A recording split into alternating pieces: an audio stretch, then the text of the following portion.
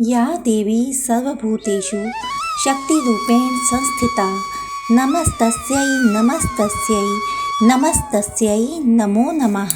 जय माता दी भक्तों, आप सभी को चैत्र नवरात्रि की हमारी तरफ से हार्दिक शुभकामनाएं। प्यारे भक्तों, इस वीडियो में आप सुन रहे हैं श्री दुर्गा सप्तशती के दूसरे अध्याय को। आप लोगों से निवेदन है, इस चैनल पर अपलोड किए गए श्री दुर्गा सप्तशती के अन्य वीडियोस भी अवश्य सुनें। अब सुनिए भक्तों दूसरा अध्याय, जिसमें देवताओं के तेज से देवी का प्रादुर्भाव होता है और महिषासुर की सेना का वध होता है। महर्षि मेधा बोले, प्राचीन काल में देवताओं और असुरों में पूरे 100 वर्षों तक घोर युद्ध हुआ था।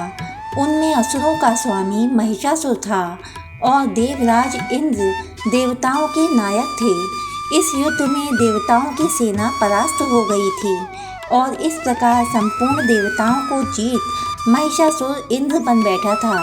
युद्ध के पश्चात हारे हुए देवता प्रजापति श्री ब्रह्मा जी को साथ लेकर उस स्थान पर पहुँचे जहाँ पर कि भगवान शंकर विराजमान थे। देवताओं ने अपनी हार का सारा वृतांत भगवान श्री विष्णु और शंकर जी से कह सुनाया। वह कहने लगे, हे प्रभु, महिषासुर सूर्य, इंद्र, अग्नि, वायु, चंद्रमा, यम, वरुण तथा अन्य देवताओं के सब अधिकार छीनकर सबका अधिष्ठाता स्वयं बन बैठा है। उसने समस्त देवताओं को स्वर्ग से निकाल दिया है। वह मनुष्यों की तरह पृथ्वी पर विचर रहे हैं। दैत्यों की सारी करतूत हमने आपको सुना दी है और आपकी शरण में इसलिए आए हैं कि आप उनके वध का कोई उपाय सोचें। देवताओं की बातें सुनकर भगवान श्री विष्णु और शंकर जी को दैत्यों पर बड़ा गुस्सा आया। उनकी भौहें तन गईं और आंखें लाल हो गईं। गुस्से में भरे हुए भगवान विष्णु के मुख से बड़ा भारी तेज निकला और उसी प्रकार का तेज भगवान शंकर, ब्रह्मा और इंद्र आदि दूसरे देवताओं के मुख से प्रकट हुआ। फिर वह सारा तेज एक में मिल गया और तेज का पुंज वह ऐसे दिखता था जैसे कि जाज्वल्यमान पर्वत हो।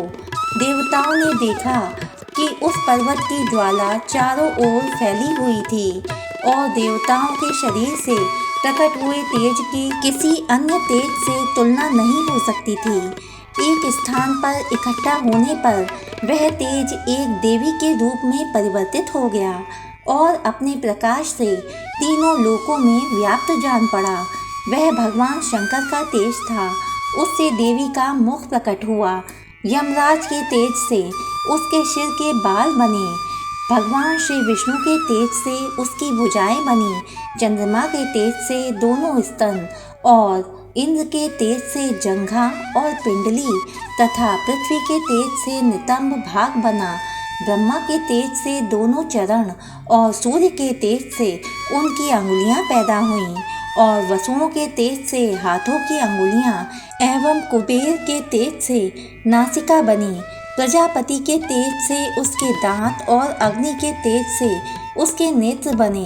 संध्या के तेज से उसकी भौहें और वायु के तेज से उसके कान प्रकट हुए थे। इस प्रकार उस देवी का प्रादुर्भाव हुआ।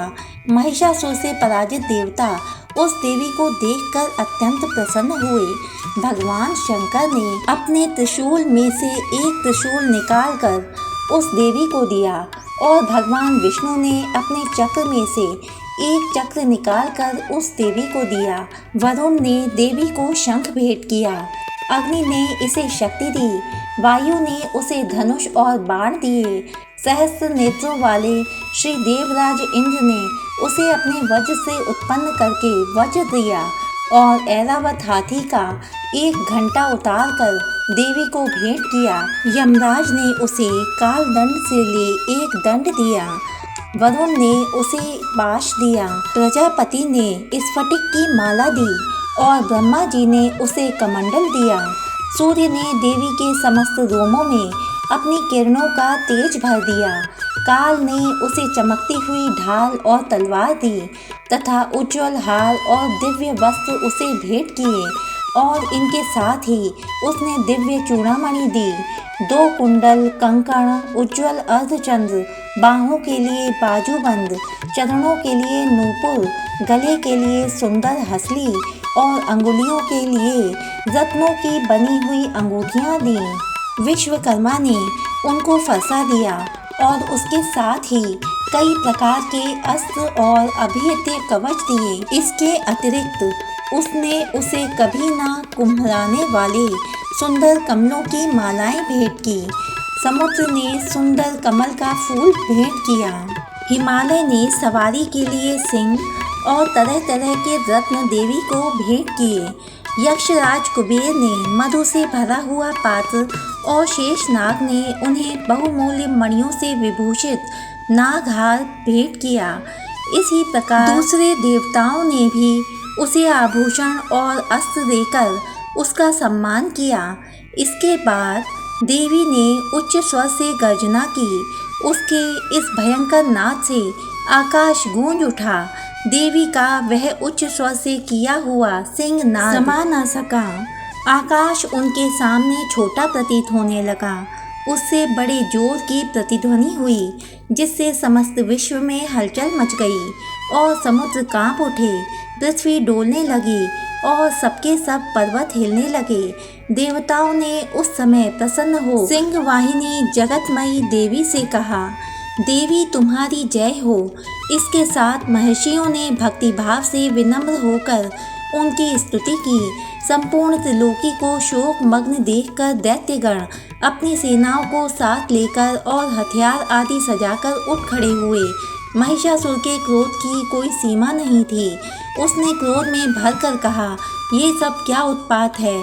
फिर वह अपनी सेना के साथ उस ओर दौड़ा जिस ओर से भयंकर नाद का शब्द सुनाई दिया था, और आगे पहुंचकर उसने देवी को देखा, जो कि अपनी प्रभा से तीनों लोकों को प्रकाशित कर रही थी। उसके चरणों के भार से पृथ्वी दबी जा रही थी। माथे के मुकुट से आकाश में एक रेखा सी बन रही थी और उसके धनुष के टंकों से सब लोग क्षुब्ध हो रहे थे। देवी अपनी सहस्रों भुजाओं को संपूर्ण दिशाओं में फैलाए खड़ी थी। इसके पश्चात उनका दैत्यों के साथ युद्ध छिड़ गया और कई प्रकार के अस्त्र शस्त्रों से सबकी सब दिशाएं उद्भाषित होने लगीं।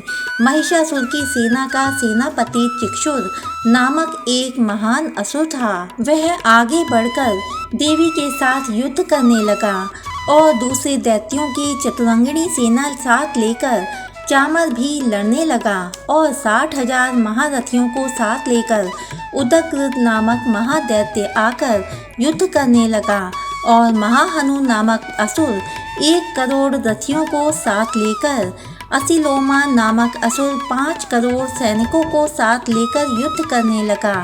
वाशकल नामक असुर 60 लाख असुरों के साथ युद्ध में आ डटा। विडाल नामक असुर 1 करोड़ रथियों सहित लड़ने को तैयार था।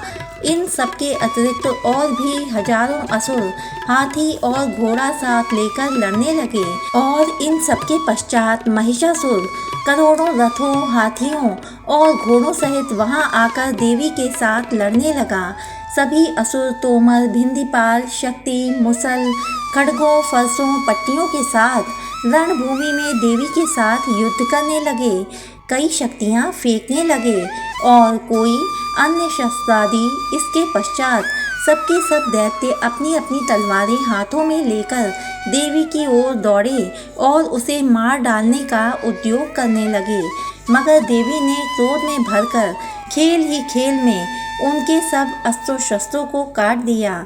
इसके पश्चात ऋषियों और देवताओं ने देवी की स्तुति आरंभ कर दी और वह प्रसन्न होकर असुरों के शरीरों पर अस्त्र शस्त्रों की वर्षा करती रही। देवी का वाहन भी क्रोध में भरकर दैत्य सेना में इस प्रकार विचरने लगा जैसे कि वन में दावानल फैल रहा हो। युद्ध करती हुई देवी ने क्रोध में भर जितने शौसों को छोड़ा वह तुरंत ही सैकड़ों हजारों गणों के रूप में परिवर्तित हो गए। फरसे, भिंदीपाल, खड्ग और पट्टिश इत्यादि अस्त्रों के साथ दैत्यों से युद्ध करने लगे। देवी की शक्ति से बढ़े हुए वह गण दैत्यों का नाश करते हुए ढोल, शंख व मृदंग आदि बजा रहे थे।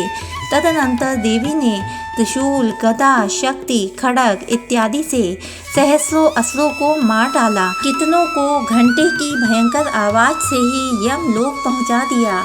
कितने ही असुरों को अपने पास में बांधकर पृथ्वी पर धर घसीटा। कितनों को अपनी तलवार से टुकड़े टुकड़े कर दिए और कितनों को गदा की चोट से धरती पर सुला दिया। कई दैत्य मूसल की मार से घायल होकर रक्त वमन करने लगे और कई शूल से छाती फट जाने के कारण पृथ्वी पर लेट गए और कितनों की बाण वर्षा से कमर टूट गई। देवताओं को पीड़ा देने वाले दैत्य कट कट कर मरने लगे।